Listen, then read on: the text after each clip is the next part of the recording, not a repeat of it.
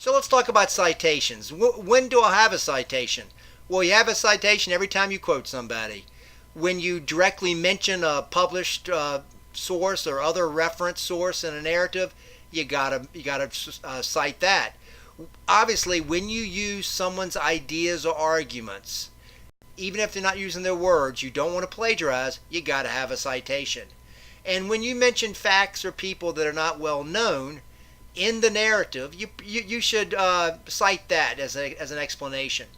In a general sense, you want to have a citation when someone might want to question or explore further something you've written in your paper.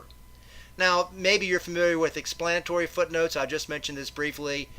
You can, if you want to go more into depth on the subject, but you don't want to disrupt the narrative of your paper, you can have a footnote and then have several sentences which explores what you're talking about a little deeper, and that's the option of the reader to go into the footnote. I should note that when you include a quote, everything between the quotation marks must be exactly the same as the original, even if there's a grammatical mistake or, say, a misspelling. When there's a mistake, you can acknowledge it by putting at the end of the mistake in parentheses the word sic, which is from the Latin. Okay, hear me now. History papers do not use APA or MLA citation formats. They do not. We use Kate L. Turabian's A Manual for Writers, Research Papers, Theses, and Dissertations. It is now in its 8th edition, and it's commonly called Turabian. The style is essentially the same as the Chicago Manual style. As a matter of fact, the University of Chicago publishes Turabian.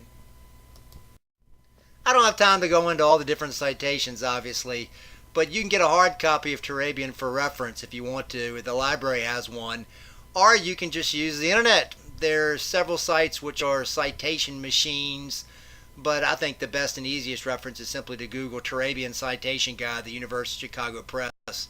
I've actually listed the site for that one in it, and that has some easy references right there.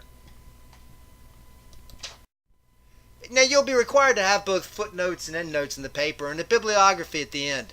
A footnote or endnote, of course, is a citation of a specific point in the paper, while a bibliography is a full set of all the sources employed. There is a slight difference in formatting, the most notable is the simple fact that the bibliography, which should be separated into primary and secondary sources, doesn't have page numbers and is listed alphabetically by the author's last name. You can see an example of this here on the right. I should also note that if you sort of reference a source but you don't cite it in the footnotes or endnotes, you probably should include it in the bibliography even though it isn't part of the official footnotes or endnotes. You should note that footnotes or endnote citations can have more than one source included, and if you do that, you separate the sources with the use of a semicolon. The big thing to keep in mind with footnotes and endnotes is that you want your readers to have enough information from the citation so that if they wanted to find the document themselves, they could. This means that the first time you cite it, you got to have the full bibliographic data. Afterwards, you can abbreviate the citation. Your reader, after all, has already seen the full citation from the earlier note. Now, if the citation is exactly the same as the one that went before, you can simply write the word ibid for the new citation, which means the same as the one that went before. If you use the same source but a different page number, you simply write ibid plus the new page number. Now, you got to be aware, however, that if you use ibid, that means that it's the same as everything in the previous citation. If the previous citation had a number of sources included, but the new citation only cites one of those, you can't use ibid. While Turabian can give specifics, I should note that a website is the same as the others. You got to have enough information that the reader can find that source him or herself. So in a general sense with the website, that means who posted it, what it is, when it was posted, the complete web address, the URL, and the date you accessed it, because a lot of these sites go away.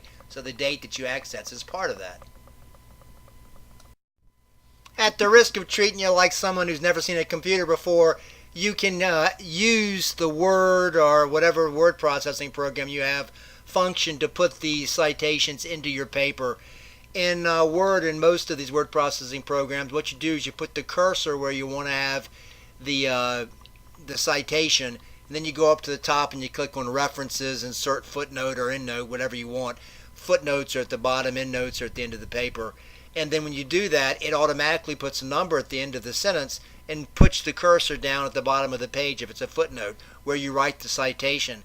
And when you finish, just pull back up and put the cursor back where you want to begin writing again, and obviously click save, and it's there. So it automatically numbers it, but you probably already know that. Okay, well, I told you it was a short little video. You probably know most of it, but if you have any questions, you just can't sit there and stew in it. If you have questions about the library or the library's webpage, man, those librarians are paid to help you. And if you have questions about Turabian, go to Google it, man. You're in your 20s probably. You know all that stuff. And if you're still lost, you can come to your aged professor, and I will help you. So I want to wish you good luck, and if you have any questions, I'm always there for you.